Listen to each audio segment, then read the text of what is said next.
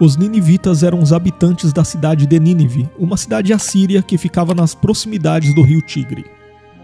Como a cidade de Nínive teve uma história antiga muito longa, seus habitantes experimentaram diferentes condições de vida. Mas em seu auge, é certo que os ninivitas moravam numa cidade grande e importante da antiguidade. Inclusive, com o reinado do rei Senaqueribe, Nínive foi feita a capital da Síria. E o Império Assírio foi um dos maiores impérios da antiguidade e era uma verdadeira potência militar e administrativa que se estendia por um vasto território que incluía regiões que hoje correspondem a partes do Iraque, da Síria e da Turquia. Na posição de capital do Império Assírio, a cidade de Nínive também foi um importante centro cultural, artístico e religioso. O próprio livro do profeta Jonas também destaca a grandeza daquele lugar e registra o quão numerosos eram os ninivitas. Logo na introdução desse livro, no capítulo 1 e versículo 2, a cidade de Nínive é designada como uma grande cidade. Portanto, principalmente a partir do século 8 a.C., os ninivitas foram cidadãos de uma verdadeira metrópole de sua época. Eles viviam num centro religioso e administrativo que contava com um forte comércio. E por causa dos lendários governantes que passaram por ali, os ninivitas estavam habituados a ver grandes palácios e construções em sua cidade. E nos livros de Jonas, Naum e Sofonias, a Bíblia traz algumas informações interessantes sobre como era a vida dos ninivitas. O sítio arqueológico na região da antiga Nínive e escritos antigos também fornecem detalhes importantes sobre como viveu o povo que habitou aquela terra. Primeiro, os ninivitas eram muito idólatras. Parece que a vida na cidade de Nínive estava intimamente ligada ao culto a Estar, a deusa da fertilidade e da guerra. Mas além dessa divindade, os ninivitas também adoravam a outros deuses como Nabu e Nisroque. Em segundo lugar, os ninivitas, como parte do Império Assírio, ficaram muito conhecidos na história por sua crueldade. Inclusive, no livro do profeta Naum, esse povo e sua cidade são apresentados como a personificação da crueldade, da brutalidade e do mal. Através de Naum, o Senhor falou de Nínive como uma cidade sanguinária, cruel, um centro de mentiras e de violência, um lugar onde não faltavam crimes. E de fato, as atrocidades cometidas pelos assírios em suas ofensivas mostram que eles estavam entre os povos mais brutais da antiguidade. De acordo com registros históricos, os ninivitas se orgulhavam de executar suas vítimas para depois expor seus corpos destroçados publicamente. Em certos períodos da história dos ninivitas, parece ter sido comum entre eles algumas práticas de tortura, como por exemplo, furar os olhos, esfolar pessoas vivas e arrancar partes dos corpos de seus prisioneiros, principalmente orelhas e narizes. E além da violência física, parece que a injustiça social também era outra marca dos ninivitas. Portanto, o povo ninivita ficou conhecido por sua desonestidade, arrogância, impiedade e falta de escrúpulos. Os ninivitas eram muito materialistas e tinham um desejo insaciável por poder e domínio. E para satisfazer esse estilo de vida impiedoso, eles recorriam às guerras. Os assírios, com sua capital em Nínive, eram uma verdadeira máquina de guerra que devastava o que tivesse pela frente. O profeta Jonas viveu numa época em que Nínive estava em seus dias de glória e contava, como acabei de dizer, com a temida máquina de guerra assíria. Mas conforme nós lemos no texto bíblico, Deus enviou seu profeta àquela cidade para pregar aos ninivitas, pois a malícia daquele povo era muito grande.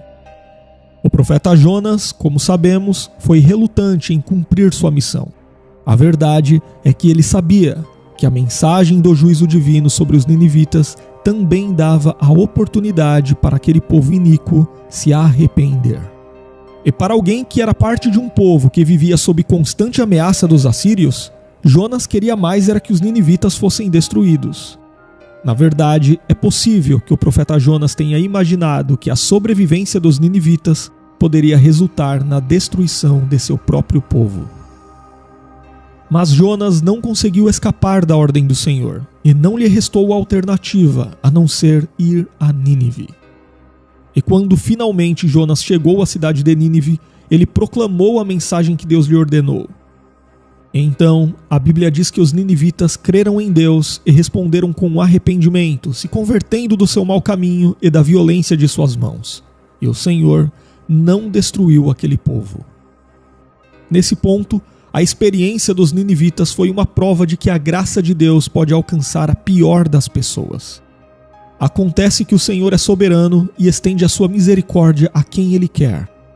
Jonas e a nação de Israel precisavam aprender essa lição, embora isso não fosse algo fácil, especialmente quando sabemos que pouco tempo depois os ninivitas dizimaram o reino do norte, ou seja, eles acabaram com o reino de Israel e exilaram mais de 27 mil pessoas.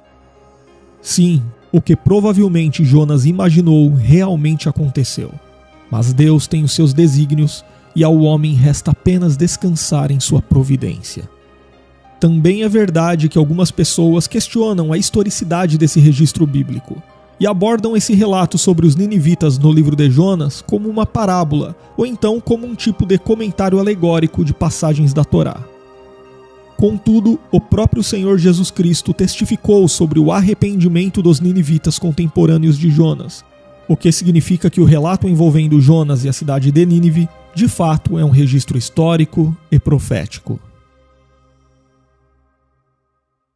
Como foi dito, os ninivitas ouviram a conclamação ao arrependimento.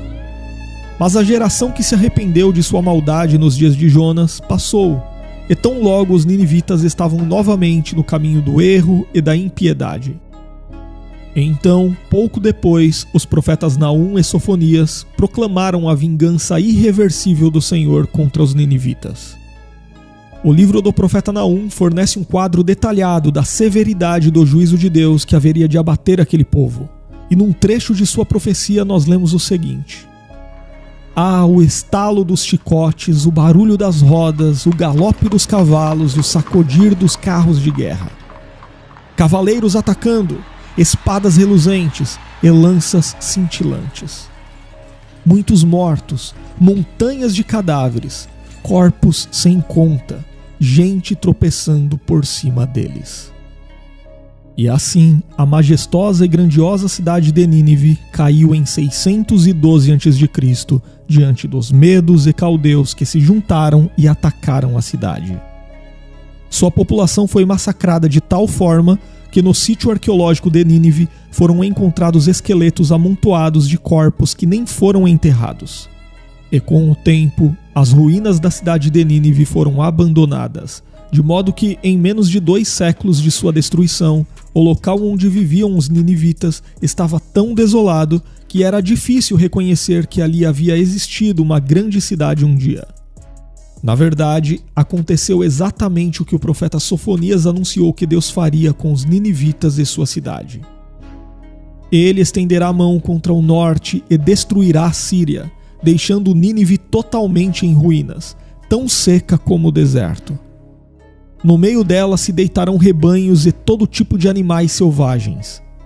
Até a coruja do deserto e o corvo se empoleirarão no topo de suas colunas. Seus gritos ecoarão pelas janelas. Haverá entulho nas entradas, e as vigas de cedro ficarão expostas. Essa é a cidade que exultava, vivendo despreocupada, e dizia para si mesma: "Eu e mais ninguém." Que ruínas sobraram! Uma toca de animais selvagens. Todos os que passam por ela zombam e sacodem os punhos.